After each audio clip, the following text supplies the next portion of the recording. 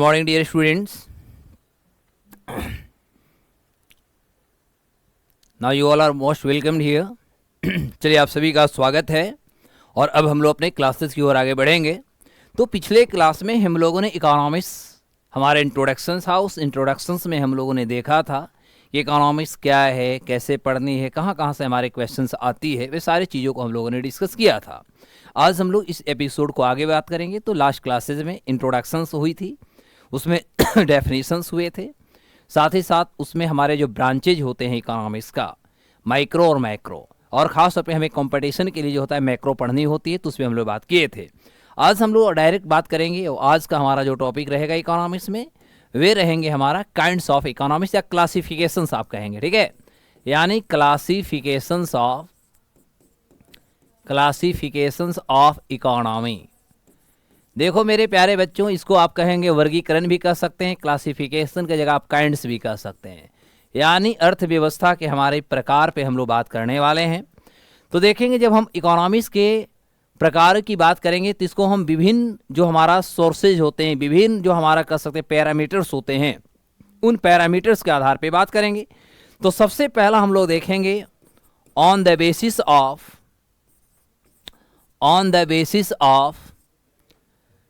Interference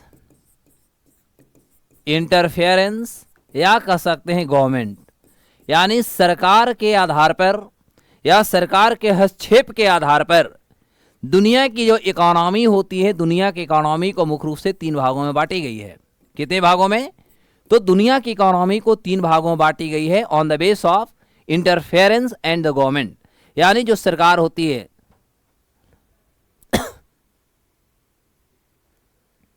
क्या English अच्छा हिंदी लिखना है, कोई बात नहीं, हिंदी इंग्लिश दोनों लिखेंगे, टेंशन नहीं लेना है। तो इसका मतलब होता है कि हमारी जो सरकार होती है, तो सरकार के हस्तक्षेप के आधार पर यदि देखा जाए तो दुनिया की इकोनॉमी को 3 भागों में बांटी गई। कोई टेंशन नहीं लेना, बाइलिंगुअल ही हम चलेंगे बेटा, ठीक है दिलीप जी, हम लोग इंग्लिश और हिंदी दोनों को लेकर चलेंगे, किन्हीं का कोई कंफ्यूजन नहीं हो। सभी को good morning. संदेशी Kumar ji good morning. तो देखेंगे यदि हम सरकार के हस्तक्षेप के आधार पर देखेंगे तो सरकार के हस्तक्षेप के आधार पर दुनिया में 3 इकोनॉमी होते हैं। एक हमारा जो होगा वो कैपिटलिस्टिक होगा, ठीक है, कैपिटलिस्टिक, जिसको आप पूंजीवादी अर्थव्यवस्था बोलेंगे, पूंजीवादी अर्थव्यवस्था। दूसरा आपका जो हो जाएगा बाबू लोग, वो होगा आपका स्टेट इकोनॉमी, यानी इसको आप राज्य अर्थव्यवस्था बोलेंगे। और तीसरा आपका हो जाता है मिक्स्ड इकोनॉमी, जिसे आप मिश्रित अर्थव्यवस्था बोलेंगे, ठीक है। तो अब मायने सी बात है कि यदि हम गवर्नमेंट के रेफरेंस के आधार पर यदि देखें तो ये रेफरेंस के आधार पर हम दुनिया की इकोनॉमी को 3 भागों में बांटेंगे। देखो ये पूंजीवादी जो हमारी अर्थव्यवस्था थी ना, इस पूंजीवादी अर्थव्यवस्था का यदि हम देखें तो इसके जो जनक रहे हैं, ये जनक एडम स्मिथ ही रहे हैं, ठीक है, एडम स्मिथ, जिनके बारे में हमने बताया था कि he was from Scotland. Scotland के देखा जाए तो एक इकोनॉमिस्ट भी थे और साथ ही साथ यह एक फिलोसफर भी थे। तो इकोनॉमिस्ट प्लस आप कहेंगे ही वाज अ फिलोसफर, ठीक है। और इन्होंने क्या किया, एडम स्मिथ जी जो थे 1776 में इन्होंने एक किताब लिखा था और उस किताब का नाम था द वेल्थ ऑफ नेशन। याद है ना, द वेल्थ ऑफ नेशन, ये जो था एडम स्मिथ साहब का किताब था। और इस किताब के माध्यम से इन्होंने दुनिया में एक ऐसी अर्थव्यवस्था का विचार प्रकट किया जिससे नाम दिया गया एक कैपिटलिस्टिक इकोनॉमी, यानी पूंजीवादी अर्थव्यवस्था। अब प्रश्न होता है कि जो पूंजीवादी अर्थव्यवस्था का जो विचार था, ये तो देने वाले एडम स्मिथ थे, इसमें नो डाउट, ये क्लियर हो गई। अब ये पूंजीवादी अर्थव्यवस्था थी क्या, इसके बारे में हम लोग को समझना होगा। तो बाबू लोग एक एक पॉइंट को आराम से आप समझिएगा। तो जो कैपिटलिस्टिक की बात कर रहे हैं, तो कैपिटलिस्टिक जो हमारी इकोनॉमी थी, इकोनॉमी जिसे आप पूंजीवादी अर्थव्यवस्था कहेंगे, तो पूंजीवादी अर्थव्यवस्था के जनक बार बार एग्जाम में पूछेगा तो ये आपके एडम स्मिथ हो जाएंगे, एडम स्मिथ। अब होता है कि इन्होंने पूंजीवादी अर्थव्यवस्था में जो इनको सबसे पहली बार जो इन्होंने फोकस किया, इनका कहना था कि हमारी कैपिटलिस्टिक जो इकोनॉमी होगी, इसमें सरकार जो होगा नो लेजस फेयर, लेजस फेयर का मतलब होता है, ध्यान देंगे, तो इन्होंने कहा कि एक ऐसी अर्थव्यवस्था का हम निर्माण करना चाहते हैं जहां पर अहस्तक्षेप, ध्यान देंगे, अहस्तक्षेप की नीति होगा, यानी कोई किसी प्रकार की कोई इंटरफेयर नहीं करेगा, कोई हस्तक्षेप नहीं करेगा। यह एडम स्मिथ जी का कहना था। दूसरी महत्वपूर्ण बात यदि देखा जाए तो इन्होंने कहा कि हम एक वेलफेयर इकोनॉमी बनाएंगे। वेलफेयर इकोनॉमी का मतलब होता है कि हम एक कल्याणकारी जो अर्थव्यवस्था होती है, यानी कल्याणकारी अर्थव्यवस्था का निर्माण करने की इन्होंने बात किया। और थर्ड इन्होंने कहा कि हमारी जो इकोनॉमी होगी, इस इकोनॉमी में हम कंपटीशन जो होता है, हम कंपटीशन को भी स्थापना करेंगे या कंपटीशन को हम प्रमोट करेंगे, ऐसे समझो, ठीक है। अब प्रश्न होता है कि अकॉर्डिंग टू एडम स्मिथ की बात किया जाए तो मैं मानता हूं कि कुछ ऐसे क्षेत्र होते हैं जहां पर किसी भी प्रकार का, जनक को इंग्लिश में मीनिंग क्या होता है, जनक को हम लोग अंग्रेजी में, तो अभी तो आपने हिंदी बोला, अब अंग्रेजी आ गए जी, आप एक लैंग्वेज पे रहो, ठीक है। इसको हम लोग बोलते हैं फादर, ठीक है, father of economy, father of economy. अभी इंग्लिश लिख रहे थे तो आप कहा कि सर हिंदी करो, अब हिंदी लिखे तो आपने कहा कि सर अंग्रेजी कर दो। तो प्रश्न होता है कि जो एडम स्मिथ साहब थे, इन्होंने डायरेक्ट दुनिया का सामने अर्थव्यवस्था का जो नया के विचार रखा। इस विचारों में इन्होंने कहा कि देखो साहब, कुछ ऐसे भी क्षेत्र होते हैं जहां पर यदि सरकार किसी प्रकार के हस्तक्षेप नहीं करती है तो हमारा जो लक्ष्य होता है, हम अपने लक्ष्यों को, अच्छा इंग्लिश में ही बताना है, तो जो हमारा जो लक्ष्य होता है, कुछ ऐसे लक्ष्य होते हैं, लक्ष्यों को प्राप्त करने हेतु किसी प्रकार के यदि इंटरफेयर नहीं होता है तो लक्ष्य को हम बहुत जल्द प्राप्त कर लेंगे। Is it clear? तो according to this parameter you can say Adam Smith focused that we have to go through the legislature, यानी जहां पर no interference of the government, यानी सरकार का किसी प्रकार का कोई इसमें हस्तक्षेप नहीं होगी। अब क्वेश्चन यहां पर यह बनती है साहब कि यदि सरकार के किसी प्रकार के हस्तक्षेप नहीं होगी, मतलब हम कहेंगे किसके माध्यम से, यहां पर मान के हम चलते हैं कि यहां पर हमारी गवर्नमेंट तो है, यानी यहां पर हमारी सरकार है, लेकिन प्रश्न होता है कि हमारा इकोनॉमी है व्हाट टू प्रोड्यूस, हमें प्रोडक्शन क्या करना है, ध्यान देना, हमें how much to be produced, हमें कितना, how much to be produce, हमें कितना प्रोडक्ट करना है, और तीसरा होगा price of the production, price of the production, यानी जो हम उत्पादन कर रहे हैं इसका दाम क्या होगा। ये सभी तीनों जो प्रश्न थे, तीनों जो गतिविधियां थी, ये तीनों का जो फिक्स्ड किया जाता था, या कह सकते इसका जो डिसीजन लिया जाता था, ये डिसीजन मुख्य रूप से कहेंगे कि जो प्राइवेट सेक्टर हुआ करते थे, ये प्राइवेट सेक्टर्स के द्वारा हुआ करता था। इसमें सरकार का किसी प्रकार के कोई हस्तक्षेप नहीं होती थी, गवर्नमेंट के इसमें किसी प्रकार के कोई इंटरफेरेंस नहीं होता था। According to these parameters whatever I make you understand, these were completely emphasized by Adam Smith. तो एडम स्मिथ चाहते थे कि साहब जो भी हम प्रोडक्शन करते हैं, जितना हम प्रोडक्शन करते हैं, और प्रोडक्शन का मार्केट प्राइस या मार्केट वैल्यू जो भी होगा, इस पर सरकार किसी भी प्रकार का हस्तक्षेप नहीं करेगा, बल्कि इसका जो निर्णय होगा, दाम क्या होगा, कितना प्रोडक्शन करनी है, प्रोडक्शन किस एवरेज में करनी है, प्रोपोर्शन में करनी, ये सारे के सारे निर्णय जो होगी, ये निर्णय जो होगी एक निजी क्षेत्र लेगा, सरकार नहीं करेगी। तब प्रश्न होता है कि ठीक है, मानता हूं कि सरकार यहां पर है, लेकिन सरकार कोई इंटरफेरेंस नहीं कर रही है।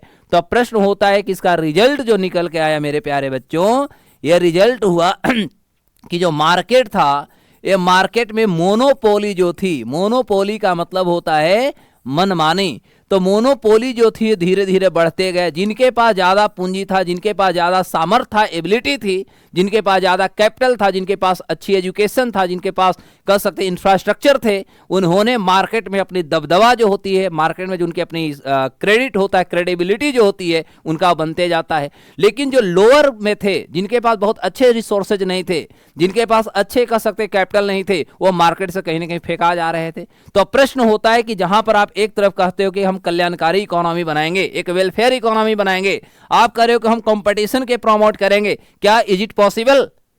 If government is not interfering, if government is not emphasizing anything, whatever what the steps has been taken by the private sectors and government is not going to be recognized, तो आप हमको simple सी बताओ कि क्या बाजार में जो monopoly, जो मनमानी था, यह मनमानी को नियंत्रण किया जाएगा? तो इससे प्रूफ हुआ क्या कि जो बाजार में जो निजी क्षेत्र थे, ये निजी क्षेत्र ज्यादा से ज्यादा, क्योंकि कोई भी जो प्राइवेट सेक्टर्स होता है, उनका सबसे पहला जो उनका फेथ होता है, सबसे पहला उनका जो इच्छा होती है, एक्सपेक्टेशन होती है, वह होता है मार्केट से ज्यादा इनकम को जनरेट करना। अब प्रश्न होता है कि ज्यादा से ज्यादा इनकम जनरेट कर रहे हैं, तो प्रश्न है कि जब इनकम आप जनरेट कर रहे हो, मार्केट में मोनोपोली स्थापित कर रहे हो, तो इससे प्रूफ होता है कि अमीर और गरीब के बीच में जो हमारा एक बहुत बड़ा डिस्पेरिटी होता है, इनइक्वालिटी होता है, ये इनइक्वालिटी कहीं ना कहीं बढ़ रही है। और इससे क्या होगा कि समाज और बिखराव की स्थिति में आ गई। जैसे एग्जांपल पर लो, तुम्हारे घर में मान लो कि 4 गो भाई है एक भाई सुबह से शाम तक गायब रहता है, गार्जियन उनसे नहीं पूछता है कि बेटा तुम सुबह से शाम कहाँ था, क्या कर रहे हो, क्या वो बच्चा जो होता है सही रास्ते पे जाता है या बेरास्ता हो जाता है। ठीक उसी प्रकार सरकार है, लेकिन सरकार कोई इंटरफेयर नहीं करेगी, तो मोनोपोली जो होगा प्राइवेट सेक्टर उसका बढ़ेगा, बाजार को ज्यादा से ज्यादा कहेंगे कि एक्सप्लॉइट करेगा, यानी शोषण करेगा, मार्केट से ज्यादा इनकम जनरेट करेगा। और इससे क्या होगा कि अमीर और गरीब के बीच में जो एक बहुत बड़ी कह सकते हैं जो गैप होता है, ये गैप का पैमाना भी बढ़ेगा। और यही कारण था कि वर्ल्ड की इकोनॉमी में देखा जाए तो जो कैपिटलिस्टिक जो इकोनॉमी थी, कैपिटलिस्टिक इकोनॉमी पूरे दुनिया की इकोनॉमी अपना प्रभाव नहीं छोड़ पाया। क्यों? क्योंकि जिनके पास अच्छे कैपिटल था, अच्छे ज्ञान थे, अच्छे साइंस थे, अच्छे टेक्नोलॉजी थे, अच्छे इंफ्रास्ट्रक्चर थे, वे सारे तो मार्केट में अपना अस्तित्व को कायम किया, लेकिन जिनके पास नहीं थे वो पछड़ के चले गए। और यही कारण थी कि रिजल्ट वाज दैट कि market was completely monopolised. Second one is that a big, you can से a big gap between the rich and poor. Rich and poor, गरीब और अमीर के बीच में बहुत बड़ी कह सकते हैं कि यहां पर गैप होना शुरू हो गया। यहां पर हुआ कि जो रिच थे वो दिन प्रतिदिन रिचर होते चले गए, अमीर अमीर होते गए, और जो गरीब थे वो दिन प्रतिदिन गरीब होते चले गए। और this is the final result of the economy, we can find out the inequality and disparity. तो इससे क्या हुआ कि मार्केट में डिस्पेरिटी कहेंगे, इनइक्वालिटी कहेंगे, इनइक्वालिटी कहेंगे, ये सारे के सारे जो थे मार्केट में बढ़ गए। और इससे क्या हुआ कि मार्केट कंप्लीटली जो थी वह हम कह सकते हैं कि बाजार जो थी पूर्ण रूप से हम कह सकते एक्सप्लॉइट हो रहे थे। और यही कारण था कि पूरे दुनिया में कैपिटलिस्टिक इकोनॉमी का जो बोलबाला था ये नहीं पहुंच पाया। So for the example you can से अमेरिका, आप कहेंगे यूके, आप कहेंगे फ्रांस, यू कैन से जर्मनी, यू कैन से कनाडा, यू कैन से जापान, ये सारे ही कुछ देश ऐसे रहे जहां पर कैपिटलिस्टिक इकोनॉमी चला, लेकिन पूरे दुनिया में कैपिटलिस्टिक इकोनॉमी अपना अस्तित्व को कायम नहीं कर पाया। आई थिंक क्लियर हो गया mister Dilip Kumar ji, Dilip Sandeshi, now is it clear? Just give me response, respond me. ये पूरे मैटर समझ में आ गया? तो this was the capitalistic economy, इसी को हम लोग कहते हैं कैपिटलिस्टिक इकोनॉमी। तो कैपिटलिस्टिक इकोनॉमी की यदि बात किया जाए मेरे प्यारे बच्चों, तो कैपिटलिस्टिक इकोनॉमी पूर्ण रूप से हम कहेंगे कि यह जो था ये पूरे दुनिया में अपने अस्तित्व को कायम नहीं कर पाया। ठीक है, और उसके पीछे रीजन क्या था कि मार्केट में जो मोनोपोली थी ये मोनोपोली बहुत ज्यादा बढ़ गई, और अमीर और गरीब के बीच में जो कह सकते हैं कि अमीर गरीब के बीच में जो डिस्पेरिटी था, यह डिस्पेरिटी काफी मात्रा में होने लगी। और यही कारण था कि अंतिम रूप से पूरे दुनिया की यदि हम इकोनॉमी की बात करें तो पूरे दुनिया की जो इकोनॉमी थी उन्होंने ये चीज़ों को स्वीकार नहीं कर पाया। ठीक है, पूरी दुनिया की इकोनॉमी इसे स्वीकार नहीं कर पाया। आई थिंक क्लियर? चलो भैया दूसरे कॉन्सेप्ट पे आते हैं। दूसरा आपका जो था स्टेट इकोनॉमी थी। तो देखते हैं स्टेट इकोनॉमी क्या होता है। स्टेट इकोनॉमी, देखो स्टेट जो इकोनॉमी था actually this was derived by या गिवन बाय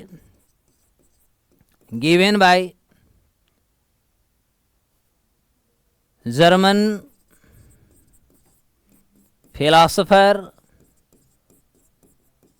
एंड इकोनॉमिस्ट, यानी एक जर्मनी के कहेंगे एक इकोनॉमिस्ट थे और फिलोसोफर थे। ठीक है, और कार्ल मार्क्स के नाम आपने सुना होगा। तो एक कार्ल मार्क्स साहब जो थे, एक कार्ल मार्क्स के द्वारा मुख्य रूप से एक स्टेट इकोनॉमी का विचार दिया गया। ये माना जाता है कि स्टेट इकोनॉमी जो था और कार्ल मार्क्स जो थे, सो यू कैन से कि कार्ल मार्क्स जो थे ही वॉज अ बिग, कह सकते यह एक बहुत बड़े क्रिटिक थे, बहुत बड़े क्रिटिक ऑफ, आप कहेंगे एडम स्मिथ भी कहेंगे आप। एडम स्मिथ जो थे इनके एक बहुत बड़े क्रिटिक थे। और एडम स्मिथ के जो कैपिटलिस्टिक इकोनॉमी जो था, एक कैपिटलिस्टिक इकोनॉमी का भी एक बहुत बड़ी कह सकते क्रिटिक्स थे, यानी कहेंगे एक बहुत बड़े आलोचक थे। इनका मानना था, कार्ल मार्क्स साहब का कहना था कि यदि दुनिया की इकोनॉमी को आपको डेवलप करनी है तो सबसे पहले इन्होंने कहा कि हमें स्टेट का मतलब ही होता है गवर्नमेंट। तो कार्ल मार्क्स के अनुसार हम कहेंगे कि इन्होंने कहा कि सबसे पहले एक सरकार होगी, गवर्नमेंट होगी, और गवर्नमेंट जो होगा एक गवर्नमेंट कहेंगे सुपर पावर होगा, ठीक है। सुपर पावर का मतलब all decision will be made by the government, like that what to produce. अभी हम लोगों ने देखा था कि हमें क्या प्रोडक्ट्स करना है, कितना प्रोडक्ट करना है ना, हाउ मच की भी बात हमने किया था। और then after I have made you understand all about the price, की बाजार में वैल्यू क्या होगा। ये सभी के सभी जो था इट विल बी फिक्स्ड, ये सभी को जो फिक्स किया जाएगा फिक्स्ड बाय द गवर्नमेंट, ये सारे के सारे जो होगी सरकार इसको फिक्स करेगी। अब प्रश्न होता है कि जहां पर सरकार ये सारे चीजों को फिक्स करना शुरू करेगा, कितना प्रोडक्ट करना है, क्या प्रोडक्ट करनी है ना, और प्रोडक्ट का बाजार वैल्यू क्या होगा, मार्केट वैल्यू क्या होगा, ये सभी यदि सरकार फिक्स करना शुरू करेगा तो इससे रिजल्ट ये निकलेगा साहब कि मार्केट में कहीं ना कहीं जो मोनोपोली होगा, ये मोनोपोली जो होगा it will be directly controlled, ये हमारा कंट्रोल्ड हो जाएगा। दूसरी बात कह सकते हैं जो डिस्पेरिटी हमारी हो रही थी, यह डिस्पेरिटी कहीं ना कहीं भी कहेंगे यहाँ पर कंट्रोल हो जाएगा, यानी बैलेंस्ड हो जाएगा। और तीसरी बात, यदि हम वेलफेयर इकोनॉमी की बात कर रहे हैं तो वेलफेयर इकोनॉमी बनेंगे। और कंपटीशन की यदि बात हम करते हैं तो एक कंपटीशन का भी निर्माण कहीं ना कहीं यहीं से होगा। तो पूरे दुनिया में कह सकते हैं, वर्ल्ड में कह सकते हैं, एक नई इकोनॉमी का जो विचार देने वाले निकले, और कहेंगे कि एडम स्मिथ का कट्टर कह सकते आलोचक के रूप में कोई निकल करके आया तो उनका नाम था कार्ल मार्क्स। और इन्हीं के दौर में आपने कार्ल मार्क्स में ही आपने देखा होगा 1917 में आपने बोल्शेविक रेवोल्यूशन रसिया में देखा होगा, जहां पर जो हमारा स्लेवरी होता है जिसको गुलाम प्रथा आप कह सकते हैं, तो उसके अगेंस्ट जो था एक बहुत बड़ा मूवमेंट हुआ था, आंदोलन भी हुए थे। तो कहेंगे हम डायरेक्ट शब्दों में कि कार्ल मार्क्स का कहना था कि what the resources we all have, just we have to distribute equally to the people. यानी इन्होंने कहा कि देश के जो भी हमारी संसाधन है, संसाधनों का या संसाधनों पर देश के हर नागरिकों का बराबर बराबर अधिकार होनी चाहिए, और सभी के बीच में उसका इक्वली उसका डिस्ट्रीब्यूशन होना चाहिए। ना कि आपके पास ज्यादा ताकत है तो आप ज्यादा से ज्यादा रिजर्व कर लो, ज्यादा से ज्यादा स्टोर कर लो, और किसी के पास नहीं है तो वह सोसाइटी से बाहर चला जाए। देयरफॉर वी कैन से कि इससे हमारा वेलफेयर इकोनॉमी नहीं बनेगी, एक वेलफेयर सोसाइटी का निर्माण नहीं होगा। तो this concept was given by Karl Marx ने इस कॉन्सेप्ट को डेवलप किया। और इस आधार पर आने वाले समय में यदि देखा जाए तो जो कार्ल मार्क्स साहब ने जो एक कॉन्सेप्ट जो इन्होंने दिया, तो कार्ल मार्क्स की जो इकोनॉमी, आपका स्टेट जो इकोनॉमी चल रही थी, आगे चल करके हम कहेंगे कि state economy was also divided, ये भी आपको दो भागों में बट जाती है। और उसके पीछे रीजन था, हम कह सकते हैं कि जो हमारी ओपिनियन होता है, यानी हमारा जो विचार होता है, तो ओपिनियन जो हमारा आपस में टकराव हुआ, तो ओपिनियन के आधार पर इनकी जो स्टेट इकोनॉमी थी actually it was also divided into two groups, ये भी दो भागों में बढ़ जाती है। एक आपका जो होता है कम्युनिस्टिक इकोनॉमी बन जाता है, ध्यान देना, एक आपका कम्युनिस्टिक इकोनॉमी बन जाता है, एक आपका सोशलिस्टिक इकोनॉमी बन जाता है, ठीक है। यानी एक समाजवादी अर्थव्यवस्था होता है, एक हमारा साम्यवादी अर्थव्यवस्था होता है, समझना है। तो ये हमारा समाजवादी कहलाएगा, ये समाजवादी अर्थव्यवस्था कहलाएगा, और ये आपका साम्यवादी कहलाएगा, साम्यवादी। तो समाजवादी और साम्यवादी क्या होता है, तो चूंकि मैं आपको बता दूं कि इस कम्युनिस्टिक जो थे, साम्यवादी जो था, इस अर्थव्यवस्था को चाइना ने स्वीकार कर लिया, और समाजवादी जो अर्थव्यवस्था थी इसको मुख्य रूप से उस समय का यूएसएसआर यानी अभी के वर्तमान में रसिया कहेंगे, तो वर्तमान के जो रूस था, इन्होंने समाजवादी अर्थव्यवस्था को स्वीकार कर लिया। अब यहाँ पर प्रश्न होता है कि कार्ल मार्क्स के जो दिए हुए कॉन्सेप्ट थे, जो विचार थे, यह विचार पर भी एक जगह टकराव हुआ। अरे टकराव जब बोल्शेविक रेवोल्यूशन के दौर में आप देखेंगे तो उसके बाद इसमें टकराव होना शुरू होता है। अरे टकराव के कारण एक स्टेट इकोनॉमी जहाँ पर गवर्नमेंट का इंटरफेरेंस होता है, जहां पर सरकार जो होती है मुख्य रूप से कह सकते हैं इसमें हस्तक्षेप करती है, जिससे कि निजी क्षेत्र का जो मनोबल था या निजी क्षेत्र की जो कह सकते हैं कि उनकी सबसे ज्यादा मोनोपोली जो थी, मनमानी जो थी, ये मनमानी को जो नियंत्रण कर लिया जाता है, तो कहीं ना कहीं एक टकराव हुआ। और इस आधार पर कहेंगे कम्युनिस्टी का मतलब क्या होगा?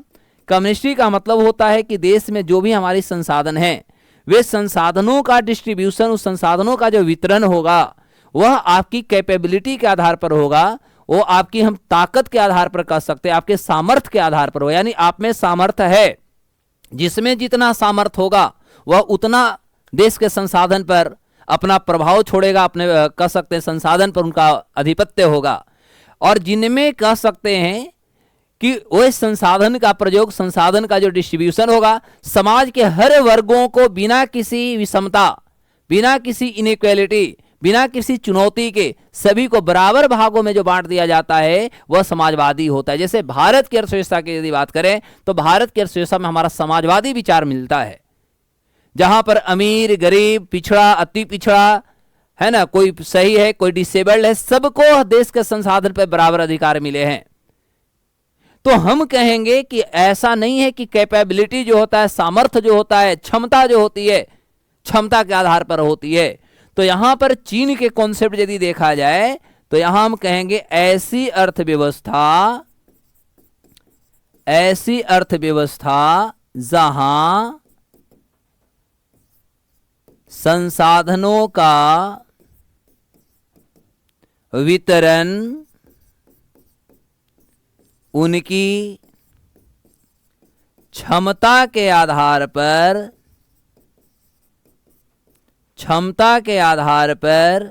की जाती है। यानी जिनके पास ज्यादा से ज्यादा कैपेबिलिटी होगा वह ज्यादा से ज्यादा गेन करेंगे। तो यह पूरे दुनिया की अर्थव्यवस्था में चाइना की ऐसी अर्थव्यवस्था है जहां पर एक कम्युनिस्टिक इकोनॉमी थी 1990 के बाद, अब खत्म, इसको भी हम कर लेंगे। तो यहां पर क्या होता है कि आप में जितना भी कैपेबिलिटी है उसके आधार पर, जैसे मान लो आप बहुत ज़्यादा हाईली क्वालिफाई हैं तो मायने स्वाद आपको बड़े से बड़े नौकरियां मिलेंगे, तो आप ज़्यादा से ज़्यादा कमाएंगे। कोई व्यक्ति ऐसा है कि एक अक्षर भी नहीं पढ़ा है, तब जब नहीं पढ़ा है, वो काम नहीं करता है, तो उसको किसी प्रकार के कोई संसाधन उपलब्ध नहीं हो पाएगा। क्या भारत ऐसे विविधता जो डाइवर्स कंट्री है, क्या भारत ऐसे डाइवर्स कंट्री में पॉसिबल है साहब? क्योंकि हमारे भारत में तो ज़्यादातर लोग फ्री वाला ही चीज़ पसंद करते हैं। हम तो काम चोर हैं, काम तो करना नहीं चाहते, हर चीज़ हमें लगता है कि फ्री में मिल जाए। तब प्रश्न होता है कि क्या भारत में जो फ्री वाली जो रेवड़ियाँ मिल जाती है, तब तो ये समाज कहीं ना कहीं बढ़ जाता। यही कारण है कि भारत में समाजवादी अर्थव्यवस्था का विचार है। समाजवादी समाज को देखते हुए देश का अर्थव्यवस्था का भी निर्माण किया गया है, जहां पर आज भी देश के 82 करोड़ आबादी को, 82 crore of the population of India, they are also bestowing themselves to be the food grains per month. हर महीना उनको 5 केजी अनाज या जो भी होता है पीडीएस के माध्यम से उन्हें अनाज दिया जाता है। तो ये हमारा एक समाजवादी का विचारधारा है। तो समाजवादी यही कहता है, यदि हम समाजवादी की बात करें तो इसके अंतर्गत कहा जाता है जहां संसाधनों पर समाज के सभी वर्गों का बराबर अधिकार होता है तथा समान रूप से वितरण किया जाता है। यानी हम समाजवादी में कह सकते हैं कि यहाँ पर सरकार भी काम करती है, साथ ही साथ देश के जो हमारी पॉपुलेशन, जनसंख्या होता है, वो भी काम करती है। वहीं यदि हम साम्यवादी की बात करें तो यहाँ पर जो संसाधन होते हैं, संसाधनों पर केवल सरकार का अधिकार होता है।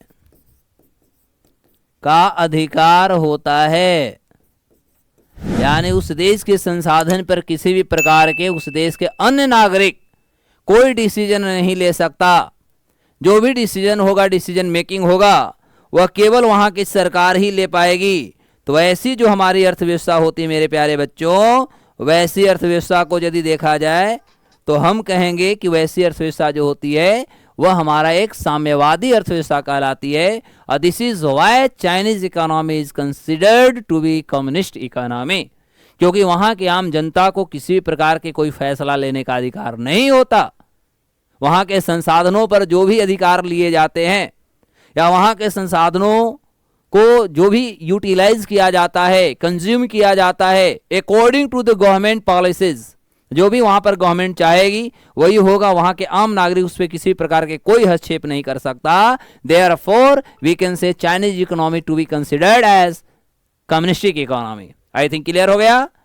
लेकिन सोशलिस्टिक इकोनॉमी में हमने क्या बताया, जो भी हमारे संसाधन होते हैं, रिसोर्सेज होते हैं, उनमें सरकार ऐसे रिसोर्सेज को डिस्ट्रीब्यूट करती है जो समाज के हर वर्गों को इक्वली डिस्ट्रीब्यूट कर दिया जाए। जहां पर अर्थव्यवस्था का निर्माण में केवल सरकार का भूमिका नहीं होती, बल्कि सरकार के साथ साथ कह सकते हैं देश के जनसंख्या, देश के नागरिक जो होते हैं, उनका भी इसमें एक बहुत बड़ा कंट्रीब्यूशन होता है। दोनों के बीच में जो हमारा समन्वय होता है, कोलैबोरेशन होती है, कॉपरेशन के माध्यम से जब हम एक टारगेट को पूरा करते हैं, this is called socialistic economy. तो यह विचार जो था यह रसिया ने स्वीकार किया और कम्युनिस्टी का जो विचार था इन्हें चाइना ने स्वीकार किया। आई थिंक क्लियर हो गया। So therefore we can say Karl Marx जो स्टेट इकोनॉमी का विचार दिया, जहां पर उन्होंने गवर्नमेंट को सबसे ज्यादा एक्टिव किया, यह इकोनॉमी आगे चल करके दो भागों में बढ़ जाती है। अब थर्ड हमारा इकोनॉमी पे बात करेंगे तो थर्ड आपका जो था मिक्स्ड इकोनॉमी रहा है। तो जो मिक्स्ड इकोनॉमी रहा का मतलब होता है बाबू लोग मिश्रित अर्थव्यवस्था। तो ये जो मिश्रित हमारी अर्थव्यवस्था होती है क्या, देखो मिश्रित अर्थव्यवस्था का मतलब होता है कि जहां पर आप कह सकते हैं सरकार यानी सार्वजनिक क्षेत्र, पब्लिक, गवर्नमेंट प्लस जो हमारा निजी क्षेत्र होता है, वो निजी क्षेत्र दोनों के बीच में, दोनों का जो हमारा कोलाबोरेशन होता है, कॉपरेशन होता है या सहयोग होता है या समन्वय होता है। सो समन्वय के माध्यम से अर्थव्यवस्था का निर्माण हमारा मिक्स्ड इकोनॉमी कहलाता है। अब यदि हम मिक्स्ड इकोनॉमी की बात मैं करूं, अच्छा थोड़ी अब इसको और डिफाइन कर देते हैं बढ़िया से और समझो। तो जो हमारे मिक्स्ड इकोनॉमी होता है, जहां पर हमारी सरकार भी होती है, जहां पर निजी क्षेत्र होते हैं। अब इस आधार पर यदि देखा जाए तो हमारे इसका बेस्ट एग्जाम्पल देखें तो हमारे भारत जो है, भारत एक मिश्रित अर्थव्यवस्था है। 1924 में 1924 में देखेंगे तो आपका सबसे पहला फ्रांस, ठीक है, फ्रांस में हम कह सकते हैं कि पार्शियल यदि देखा जाए तो हम कह सकते हैं partially concept of mixed economy was accepted, यानी फ्रांस में 1924 के दौर में देखा जाए तो हम कह सकते हैं कि पहली बार जो एक मिक्स्ड इकोनॉमी का जो कॉन्सेप्ट होता है ये पार्शियली थोड़ा बहुत यहाँ पर देखने को मिला था। अब होता है कि 1947 में इंडिया गॉट इंडिपेंडेंट, भारत 1947 में स्वतंत्र होता है और स्वतंत्र होने के बाद भारत जो था कहा कि भाई हम मिक्स्ड इकोनॉमी को स्वीकार करेंगे, हमारे लिए मिक्स्ड इकोनॉमी ही सबसे अच्छा होगा। आखिर क्यों, व्हाट वाज द रीजन? तो देखो बहुत सारे रीजन थे। क्योंकि भारत ने 200 सालों तक अंग्रेजों के गुलाम रहा और अंग्रेजों की गुलामी के दास्ताओं में हमने दुनिया की इकोनॉमी को बहुत अच्छे से देखा। अब यदि हम इंग्लैंड की बात करते हैं गुलामी की दास्ता के दौरान, तो भारत ने इंग्लैंड का जो कैपिटलिस्टिक जो इकोनॉमी था, पूंजीवादी जो अर्थव्यवस्था थी, भारत ने इसको अपने आंखों से देखा। रसिया के साथ हमारा आज़ादी से पहले अच्छे संबंध रहे हैं, तो मायने सी बात रसिया के सोशलिस्टिक इकोनॉमी को हमने देखा। चाइना भारत के बाद आज़ाद होता है, उसके भी स्थितियों को हमने बहुत पहले से देखते आ रहे थे। तो प्रश्न है कि भारत जब स्वतंत्र होता है तो स्वतंत्र होने के बाद 1947 में भारत सबसे पहले अपने आप को विविधता वाला देश बनता है, एक डाइवर्स जो कंट्री होती है। तो विविधता वाला देश जो है भारत बन करके आया। और इस स्थिति में विविधता में देखा जाए तो भारत में कौन कौन चीज़ की विविधता थी साहब? तो भारत में सबसे पहले तो हम कह सकते हैं कि हमारे यहाँ सामुदायिक विविधता था, कम्युनिस्टिक कह सकते हैं, तो सामुदायिक विविधता था। हमारे यहाँ जाति की विविधता थी, हमारे यहाँ भाषा की विविधता थी, हमारे यहाँ रीति रिवाज की बात किया जाए तो रीति रिवाज की विविधता थी। हमारे यहाँ कह सकते हैं कि लोगों का रहन सहन जो होता है वो रहन सहन की विविधता थी। हमारे देश में लोगों को खान पान की विविधता थी, ध्यान देना। और इससे सबसे बड़ी चुनौती की यदि बात किया जाए तो जब हमारा देश आज़ाद होता है तो आज़ादी के साथ ही भारत अनेक चुनौतियों से ग्रसित था। जैसे भारत में सबसे ज़्यादा गरीबी था, हमारे देश में सबसे ज़्यादा बेरोजगारी की समस्या बनी हुई थी। देश में हम कहेंगे कि हमारे देश में सबसे बड़ी चुनौती ये था कि जनसंख्या बढ़ते जा रहा था। देश आज़ादी में भी आपने देखा कि पूर्वी पाकिस्तान यानी जो बांग्लादेश था वहाँ से लगभग हम कहेंगे 1 करोड़ आबादी भारत में इन्फ्लक्स हो जाती है, तो भारत की जनसंख्या जो थी उसमें और 1 करोड़ बढ़ जाता है। आए दिन पाकिस्तान से जनसंख्या माइग्रेट होकर के इंडिया में आती है, तो जनसंख्या हमारे पास निरंतर बढ़ रही थी। हमारा जो कृषि क्षेत्र था, ये कृषि क्षेत्र हमारा निम्न स्तर पर था, क्योंकि देश में जो एक सोना उगलने वाले या कह सकते हैं देश में जो हमारा उत्पादन क्षमता अच्छी करने वाले जो कृषि का क्षेत्र था, जोत था, वह हमारा पंजाब का क्षेत्र था, वो ऑलरेडी पाकिस्तान को दे दी गई थी। तो प्रश्न होता है कि उपजाऊ जमीन भी नहीं थे, जितने जनसंख्या के डिमांड जो था हमारा फूड ग्रेन्स का, ये हमारे लिए चुनौतियां बना हुआ था। अब होती इसके अलावा यदि हम शिक्षा की बात करें तो हमारे देश में आज़ादी के समय मात्र 7% आबादी जो शिक्षित थी, 13% आबादी जो शिक्षित थी, उसमें 7% ऐसी आबादी थी जो वोटिंग शिक्षित थी या कह सकते चुनावी शिक्षित थे। उसके अलावा यदि देखा जाए तो हमारे पास तकनीक की स्थिति बहुत खराब था। देश में सरकार के पास पूंजी बहुत अच्छे नहीं थे, हमारे देश में चिकित्सा के हालात बहुत अच्छे नहीं थे, हमारे देश में उद्योग की स्थिति बहुत अच्छे नहीं थे। अब बताओ, एक ऐसा देश जो एक नवीन राष्ट्र के रूप में उत्थान होता है, उत्पत्ति होता है, एक देश जन्म लेता है, और वैसे राष्ट्रों के सामने अनेक अनेक प्रकार की चुनौतियां हैं। क्या ऐसे स्थिति में भारत कैपिटलिस्टिक इकोनॉमी को स्वीकार कर सकता था? क्या भारत सोशलिस्टिक इकोनॉमी को स्वीकार कर सकता था? क्या भारत एक कम्युनिस्टिक इकोनॉमी को स्वीकार कर सकता था? नहीं। और यही कारण थी कि भारत ने सारे जब चुनौतियों को देखा, चैलेंजेस को देखा, तो हमारे पास एक ही नजर आए। उस समय के तत्कालीन प्रधानमंत्री पंडित जवाहरलाल नेहरू के सामने यही चुनौती था कि देश को एक डोरा में कैसे पिरोए रखना है, देश के हर नागरिकों को, देश के हर समुदाय को, देश के हर जातियों को कैसे एक साथ जोड़ करके रखनी है, जिससे कि देश एक सर्वांगीण विकास करे। What we are expecting from India, just we have to fulfil our target at the you can say nearest of the time what the target has been made. तो कहीं ना कहीं हमारे लिए चुनौतियां था। ऐसे चुनौतियों को स्वीकार करने हेतु हम कहेंगे कि तत्कालीन प्रधानमंत्री जी ने अपने सूझबूझ का हम कहेंगे यहाँ पर परिचय दिया, और परिचय के साथ भारत ने न तो कैपिटलिस्टिक इकोनॉमी को स्वीकार किया, न हम कहेंगे कि कम्युनिस्टिक और सोशलिस्टिक को स्वीकार किया, बल्कि भारत ने एक पूंजीवादी अर्थव्यवस्था की ओर भागा। कारण कि भारत जब आजाद हुआ तो भारत में हमारी सरकार के पास तो खाली चुनौती ही चुनौती थे, सभी को एक साथ करना हमारे लिए बहुत बड़ा चुनौती था। जाति, भाषा, रंग, धार्मिक, ये सारी स्थितियां हमारे पास कमजोर कर रही थी। लेकिन निजी क्षेत्र जो थे ऑलरेडी इनके पास पहले से ही पूंजी अच्छे थे, निजी क्षेत्र जो थे उनके पास बहुत पहले से इंफ्रास्ट्रक्चर डेवलपमेंट अच्छे थे। सरकार चाहती थी कि निजी क्षेत्र से धीरे धीरे देश के यूज में आ जाए और देश अपने लक्ष्यों को प्राप्त कर ले। और यही कारण था कि प्रधानमंत्री जी ने अंत में मिश्रित अर्थव्यवस्था को स्वीकार किया, और इसके माध्यम से हम अपने जो लक्ष्य थे, हम अपने लक्ष्यों को प्राप्त करने के आगे बढ़े। हम ये भी कह सकते हैं लगभग 1990 के बाद, आप कहेंगे, इधर मैं लिखता हूं, यानी 1990 के बाद लगभग विश्व के सभी अर्थव्यवस्था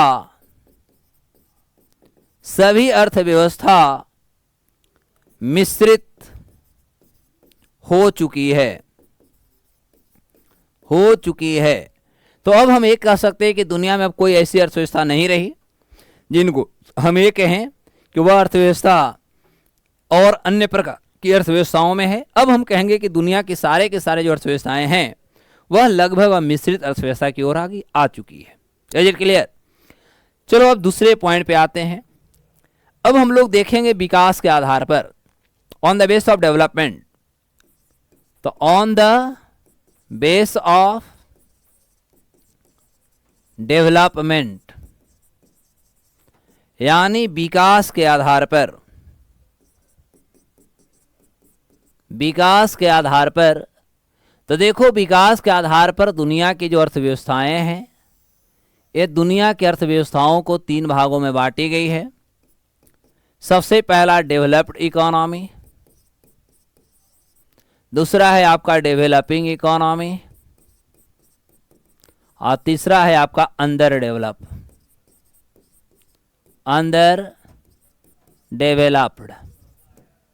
ठीक है, या अंडर डेवलपिंग भी कहेंगे।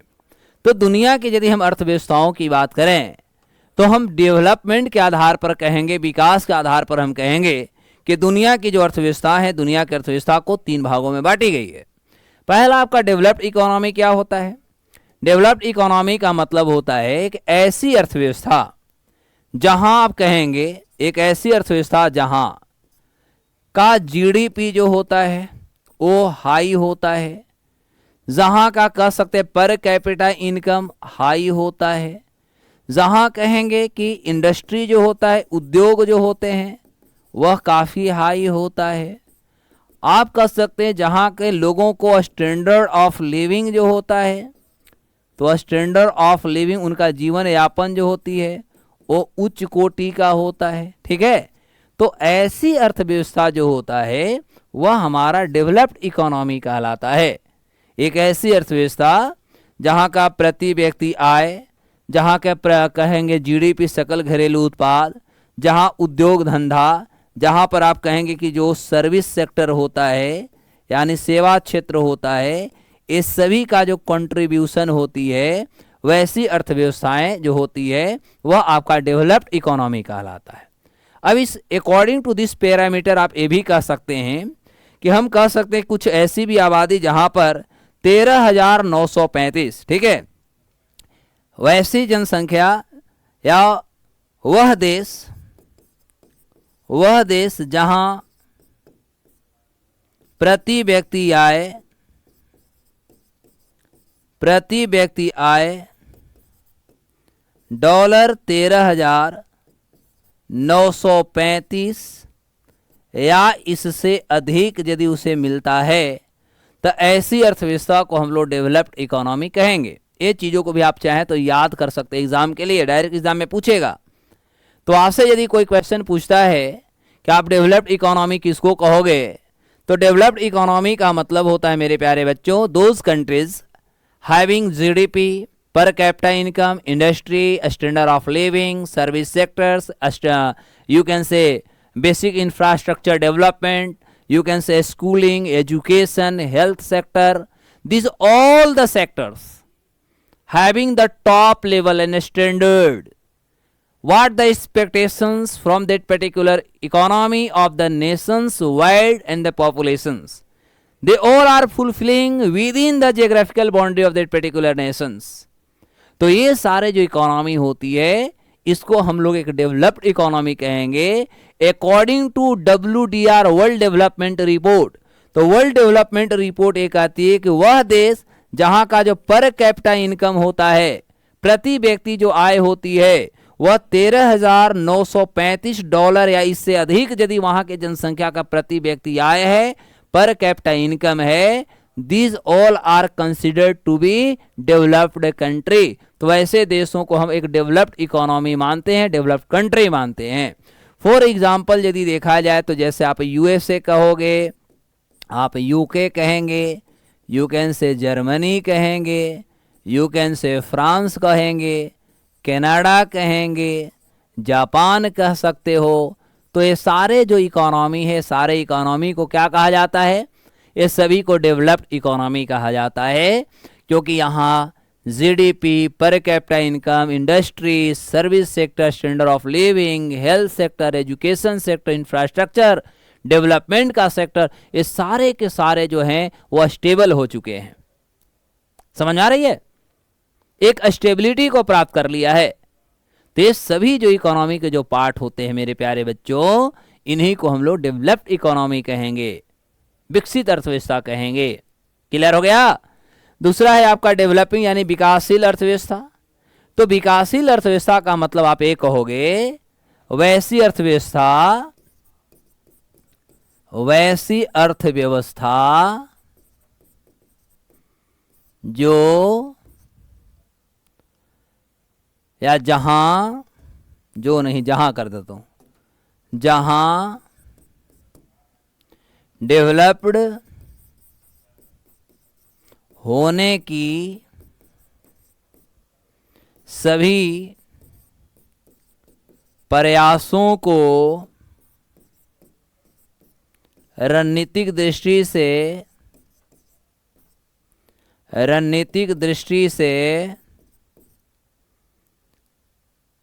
प्रयोग किया जाता है, प्रयोग किया जाता है। यानी कहेंगे कि डेवलप इकोनॉमी बनने के लिए जैसे इन्होंने अपने जीडीपी को बहुत अच्छा किया, पर कैपिटा इनकम को किया, इंडस्ट्री को किया, ये सारे जो इनके लक्ष्य थे, सारे लक्ष्यों को प्राप्त करने के लिए यदि हम भी निरंतर प्रयास करेंगे और हम अपने निरंतर प्रयास में कहीं ना कहीं सफल होते जा रहे हैं, तो ऐसी अर्थव्यवस्था हमारा डेवलपिंग कहलाता है। और इसका जीता जागता एग्जाम्पल हमारा प्यारा जो भारत है, इसका एग्जाम्पल हम इंडिया को ही रख देते हैं। आज भारत जो है दुनिया की अर्थव्यवस्था में हम अमेरिका, चाइना, फ्रांस की अर्थव्यवस्था के बराबर होने की हर संभव कोशिश कर रहे हैं, क्योंकि हम अपने जीडीपी पर कैपिटल इंडस्ट्री लगा रहे हैं, एफडीआई जो होता है विदेशी निवेश को हम ला रहे हैं, हम कहेंगे लोगों का स्टैंडर्ड ऑफ लिविंग को सुधार करने की हर संभव कोशिश कर रहे हैं। तो now we are making the efforts to achieve all the routes through which the developed country made themselves develop. तो जैसे भी डेवलप्ड कंट्रियों ने बना, अनेक प्रकार के जो उनकी एक स्ट्रेटजी था, स्ट्रेटजी को उन्होंने निर्माण किया और अपने लक्ष्यों को प्राप्त किया, उसी प्रकार हम भी कोशिश करेंगे। तो दूसरे रूपों में हम अकॉर्डिंग टू WDR की बात करेंगे, उस पर भी मैं बात करूंगा लास्ट में। इसके बाद हम एक ही बात चारों पॉइंट को करूंगा। और अंडर डेवलप और अंडर डेवलपिंग का मतलब क्या होता है? ऐसी अर्थव्यवस्था जहां जो हमारा बेसिक नीड्स होता है, वो बेसिक नीड्स को पूरा करने में असमर्थता होती है। जैसे हमारा बेसिक नीड्स, बेसिक रिक्वायरमेंट क्या होता है? तो भोजन, कपड़ा और मकान बचपन से पढ़े हैं, यानी हमारा फूड होता है, हमारा हाउसिंग होता है और हमारा गारमेंट्स होता है। ठीक है। अब ये सारे चीज़ों को भी यदि आप फुलफिल करने में खुद को आप फेलुअर रह रहे हो, असमर्थ रह रहे हो, तो ऐसी अर्थव्यवस्था हमारा अंडर डेवलप्ड कहलाता है।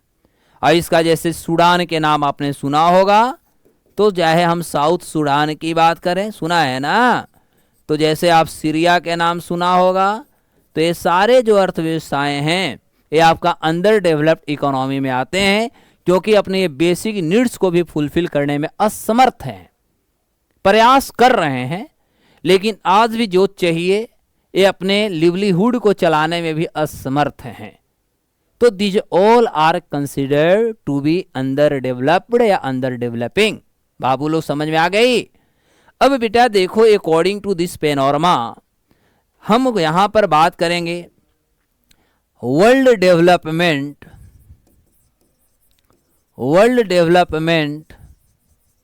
रिपोर्ट। तो जो वर्ल्ड डेवलपमेंट जो रिपोर्ट होती है, एक्चुअली यू कैन से पब्लिश्ड बाय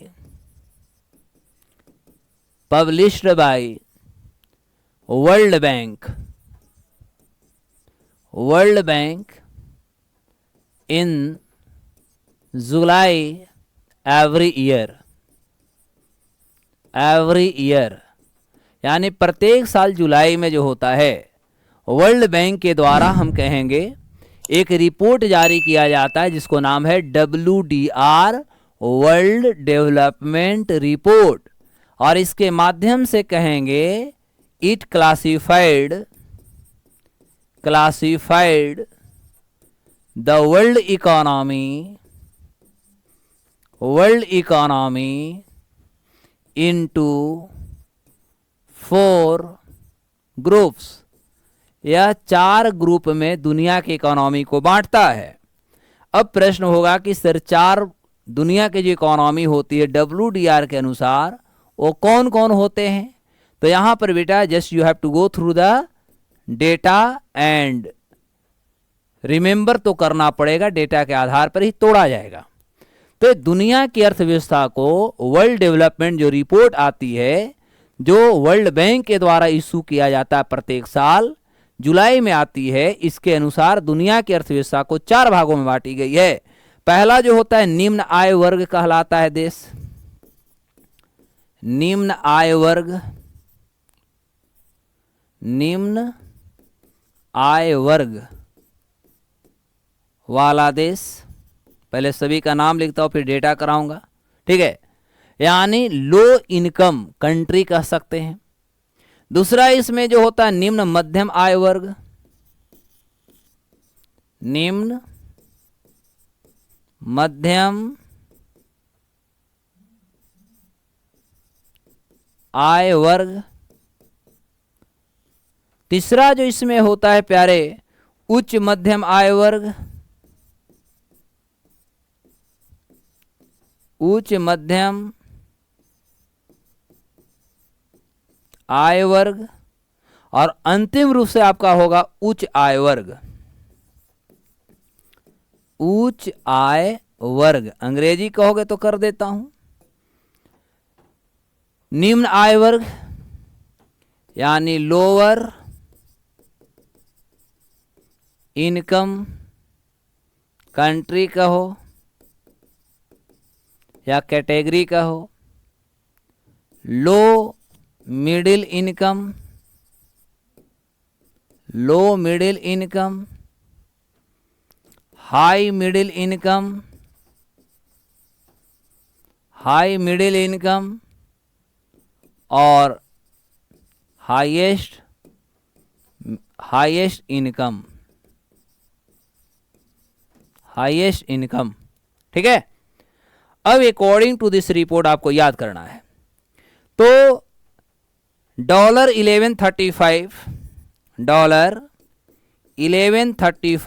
और लेस यानी $1135 या इससे कम यदि आपका पर कैपिटा इनकम है। ध्यान देना, यदि आपका पर कैपिटा इनकम एनुअली जो होता है, यदि आपका वार्षिक रूप से प्रति व्यक्ति आय यदि देखा जाए तो प्रति व्यक्ति आय आपका एनुअली यदि $1135 या इससे कम है तो आपको माना जाएगा कि आप एक निम्न आय वर्ग वाला देश में रहते हो। यदि मान के चलते हैं कि आपका $1136 से लेकर के $1136 यानी 35 यहां पर हुआ, तो 1136 से लेकर के हम 4495 देखेंगे। $4495 यदि आपका पर कैपिटा इनकम एनुअली है तो आपको माना जाएगा कि आप एक निम्न मध्यम आय वर्ग वाले में आते हैं। यदि मान के चलते हैं कि आपका $4496 $4496 से लेकर के आपका आ जाएगा $13,395 बताए थे ना।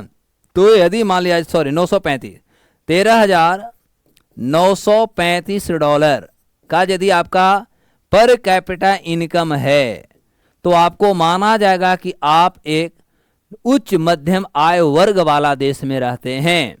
यदि मान के चलते हैं कि आपका इनकम प्रति व्यक्ति आय $13,935 या इससे अधिक आपका प्रति व्यक्ति आय एनुअली होता है तो आपको माना जाएगा कि आप एक उच्च आय वर्ग वाला देश में रहते हैं। तो according to world development report जो है यानी विश्व विकास रिपोर्ट इसी को बोला जाता है बाबू लोग। तो जो विश्व विकास रिपोर्ट होती है, विश्व विकास रिपोर्ट, तो विश्व विकास रिपोर्ट के अनुसार पूरे दुनिया की अर्थव्यवस्था को मुख्य रूप से 4 भागों में बांटी गई है। ये डेटा आपको मुख्य रूप से याद करना पड़ेगा। क्लियर हुआ? तो अकॉर्डिंग टू दिस डेटा आपको याद करना होगा। अब क्वेश्चन आपसे पूछे जा सकते हैं कि बताइए साहब कि भारत इसमें कहाँ पर रहेगा। तो भारत अभी जो है, अभी की बात किया जाए तो भारत, हमारा प्यारा भारत की यदि बात किया जाए तो अभी आपका इंडिया यहाँ पर है। ठीक है, तो गलती से एग्जाम में आपसे क्वेश्चन ये पूछ दिया जाए कि भारत कहाँ पर है, तो भारत निम्न मध्यम आय वर्ग में है, और भारत बहुत जल्द हम कहेंगे कि उच्च मध्यम आय वर्ग में प्रवेश करने वाला है। जिस तरह से देश का प्रति व्यक्ति आय बढ़ रहे हैं, लोगों का पर कैपिटा इनकम बढ़ रहा है, नेशनल इनकम बढ़ रहा है, तो इससे प्रूफ होता है कि भारत बहुत कम समय में अपने अस्तित्व को बहुत जल्दी कामयाबी हासिल करने वाला है। समझ में आ गया? बोलो, now it has been clear. Economy है बेटा, इकोनॉमी में आपको रिपोर्ट बहुत सारे पढ़ने होते हैं। पहले बात को समझो, इकोनॉमी का मतलब होता है रिपोर्ट। रिपोर्ट पर ही करंट अफेयर जब तक नहीं जोड़ोगे तब तक एग्जाम में मजा नहीं आएगी। तो मुझे लगता है यहां तक सबको क्लियर हो गया होगा। बोलो जल्दी से, यस सर या नो सर। तो according to WDR, world's economy has been divided, classified into 4 groups. इसे 4 भागों में बांटा गया है। चलो भैया, अब चलते हम लोग इंटर स्टेट रिलेशंस के आधार पर, यानी वैश्विक अंतर संबंध के नाम सुना होगा। तो यदि बात किया जाए वैश्विक अंतर संबंध, तो वैश्विक अंतर संबंध के आधार पर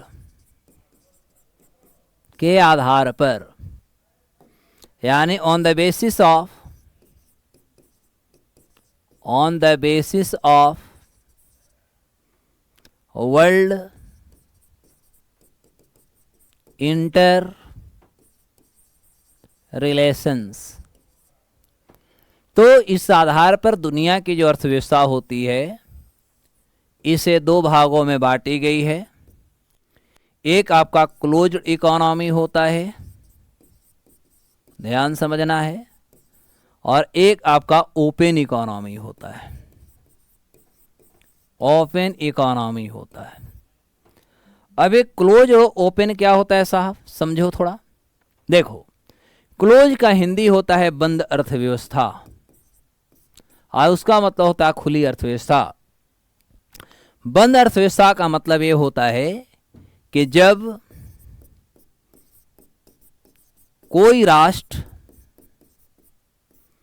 विश्व के अन्य देशों से किसी प्रकार का इंपोर्ट एक्सपोर्ट यानी आयात निर्यात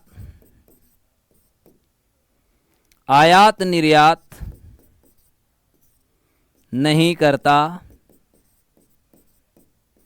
बल्कि अपने संसाधनों से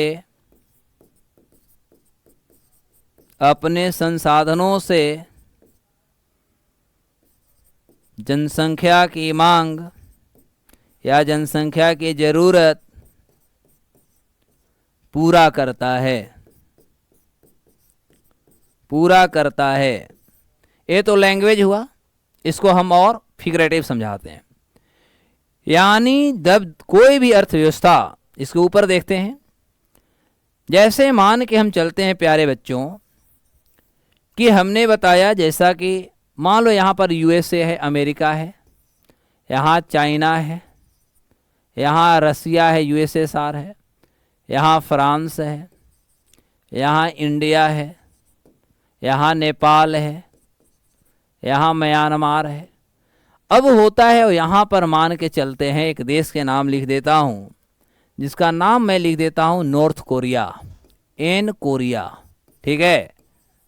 अब एक कोरिया जो है, इसको न तो अमेरिका से किसी प्रकार के व्यापारिक संबंध है, न इंपोर्ट करता है, न एक्सपोर्ट करता है, न ही म्यांमार से इंपोर्ट और एक्सपोर्ट करता है, न ही नेपाल से इंपोर्ट एक्सपोर्ट का, इंडिया से भी नहीं करता है, फ्रांस से नहीं करता है, केवल रसिया और चाइना से थोड़ा सा करता है।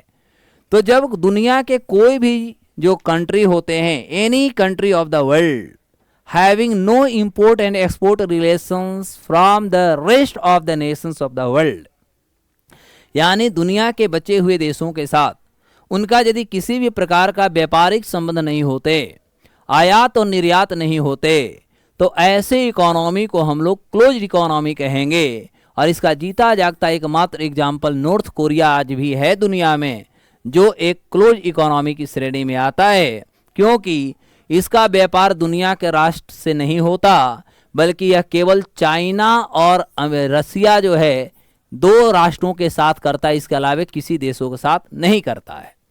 तो आज भी एक एग्जाम्पल के तौर पे क्लोज इकोनॉमी कहा जाता है। हाँ, मैं मानूंगा कि क्लोज इकोनॉमी का कुछ फ़ायदा है तो कुछ नुकसान भी है। फ़ायदा यह है कि इससे क्या होगा कि उसका जो इंडिजीनस प्रोडक्ट होंगे या इंडिजीनस उनका जो मार्केट होगा, इंडिजीनस उनका जो इंडस्ट्री होंगे वो डेवलप होंगे। दूसरी बात होगा, विश्व की अर्थव्यवस्था पर निर्भरता इनकी खत्म हो जाएगी, विश्व की अर्थव्यवस्था पर इनकी कोई निर्भरता नहीं रहेगी। तीसरी महत्वपूर्ण बात कहेंगे कि इनका साइंस एंड टेक्नोलॉजी जो होगा अपने अनुसार अपने मुताबिक ये तैयार करेंगे। और आज के डेट में देखो कि नॉर्थ कोरिया जो दुनिया के राष्ट्रों को कहीं ना कहीं चैलेंज देता है ना, लेकिन इसका कह सकते हैं इसका डेमेरिट्स निकल के आ सकते हैं कि उस देश में इनोवेशन जो होता है, इनोवेशन यानी नई नई जो आइडिया होंगे वो नहीं आ पाएंगे, उस देश में नए नए टेक्नोलॉजी नहीं आ पाएंगे, उस देश में नए नए उद्योग नहीं लग पाएंगे। विदेशी जो निवेशक होते एफडीआई फॉरेन डायरेक्ट इन्वेस्टमेंट जो होता है वो फॉरेन डायरेक्ट इन्वेस्टमेंट उस देश में नहीं आ पाएंगे। उस देश में हम कह सकते हैं बेरोजगारी, गरीबी जैसे समस्या जो होंगे, असमानताएं जिसको बोलते हैं, इनइक्वालिटी जो बोलते हैं, इनइक्वालिटी की समस्या बने रहेंगे। तो कहीं ना कहीं एक तरफ क्लोज इकोनॉमी का फ़ायदा होगा तो दूसरी तरफ इसका नुकसान भी होगा। समझ आ रही है? क्योंकि हमारा जो सिक्का होता है, सिक्का के दो पहलू होते हैं, एक पॉजिटिव तो एक नेगेटिव। ठीक उसी प्रकार यदि ऐसा कुछ होता है तो हम इसका ये भी कह सकते हैं कि इसका यदि फ़ायदा होता है तो इसका नुकसान भी देखने को मिलेगा। अब यदि हम देखते हैं दूसरा हमारा ओपन इकोनॉमी है, तो ओपन इकोनॉमी का मतलब क्या हुआ? इसमें क्या होता है कि जब कोई राष्ट्र विश्व के देशों के साथ उदार नीति के तहत आयात निर्यात को सुगम बनाता है, तो ऐसी जो अर्थव्यवस्थाएं होती है वो हमारा इको ओपन होता है। जैसे एग्जाम्पल तौर पे मैं बात कर रहा हूं, जैसे मान के हम चलते हैं कि हमारा यहाँ पर इंडिया है, ध्यान देना, दिस इज माय इंडिया। अब यहाँ पर अमेरिका है, यहाँ पर चाइना है, यहाँ पर फ्रांस रखा जाए, इधर हम कनाडा को रख दिया है ना, इधर आपने रसिया को रखा है, इधर आप कोई देश ले लो, नेपाल दे देता हूँ। अब मायने सी बात है कि हमारा भारत जो होता है साहब, हम कहेंगे कि अमेरिका को देते हैं तो अमेरिका से लेते हैं, चाइना को देते हैं तो चाइना से लेते हैं, यानी क्रय और विक्रय की जो प्रावधान है, तो हम एक तरफ देते हैं तो एक तरफ लेते भी हैं। तो ये क्या है? हमारा फ्लेक्सिबल रिलेशन है। तो जब दुनिया की अर्थव्यवस्था जो होती है वर्ल्ड की इकोनॉमी के साथ जब जुड़ जाता है, तो ऐसी अर्थव्यवस्था जो होती है यह हमारा ओपन इकोनॉमी कहलाता है, यानी इसको हम लोग खुली अर्थव्यवस्था बोलेंगे। ठीक है, क्या बोलेंगे? इसको हम खुली अर्थव्यवस्था बोलेंगे। तो भारत एक्चुअली देखा जाए तो हमारा इंडिया जो है, हम कहेंगे इंडिया हमारा 1991 में ओपन इकोनॉमी बनना, India became open economy in 1991। 1991 में भारत दुनिया का एक कहेंगे कि ओपन इकोनॉमी बना। 1991 से पहले भारतीय अर्थव्यवस्था भी एक क्लोज इकोनॉमी था। क्लियर हो गया? 1991 से पहले भारतीय अर्थव्यवस्था भी एक क्लोज इकोनॉमी था, लेकिन हम कहेंगे कि 1991 में जब हमारे भारत में आर्थिक बहुत बड़ी कह सकते हैं संकट आए, तो इस आर्थिक संकट के माध्यम से हम अपनी अर्थव्यवस्था में एक बहुत बड़ी सुधार किए, और इसी सुधार के तहत हम अपनी अर्थव्यवस्था में एक नए विचारों को प्रकट किया। तो ये सारे हमारा भी इंट्रोडक्शन चल रहा है, एक क्लास और इंट्रोडक्शन में चलेगा, उसके बाद आकर के हमारे टॉपिक समाप्त होंगे और फिर आपके क्वेश्चंस, लगभग आपको इससे बहुत सारे क्वेश्चन बन गए होंगे। तो भारतीय अर्थव्यवस्था हमारा अभी के डेट में एक एग्रीगेरियन इकोनॉमी है, आगे की बात करेंगे कल। भारत की अर्थव्यवस्था एक मिक्स्ड इकोनॉमी है, भारत की अर्थव्यवस्था कहेंगे कि विकासशील अर्थव्यवस्था है, भारत की अर्थव्यवस्था एक ओपन इकोनॉमी है। तो इतने सारे हमारे भारत के लिए कंसेप्ट आ चुके हैं, आने वाले समय में और इससे ज़्यादा बढ़ेगा, क्योंकि कल हम लोग इस टॉपिक को और आगे बढ़ाएंगे। तो जब आगे बढ़ाएंगे तो इसमें और सारे चीज़ों को और हमें ऐड करना होगा, तो फिर भारत की हमारी जो डाइवर्सिटी जो होगी, भारत की अर्थव्यवस्था का जो एक नया जो विचार होगा, यह कहीं ना कहीं इससे और ज़्यादा बढ़ेगा। तो किन्हीं का कोई कन्फ्यूजन है मेरे प्यारे बच्चों तो बोलो, या समझ में आ गई? There is no problem of the language, whatever you are expecting I will provide you either Hindi और इंग्लिश। ओके, तो आप चाहे हिंदी में बोलो, इंग्लिश में बोलो, जो भाषा में कहो पढ़ा दूंगा। So just we have to go through the bilingual because students came from different, I think, so therefore just we have to go through the bilingual, हमें बाइलिंगुअल ही चलना होगा। ठीक है, all the best, thank you.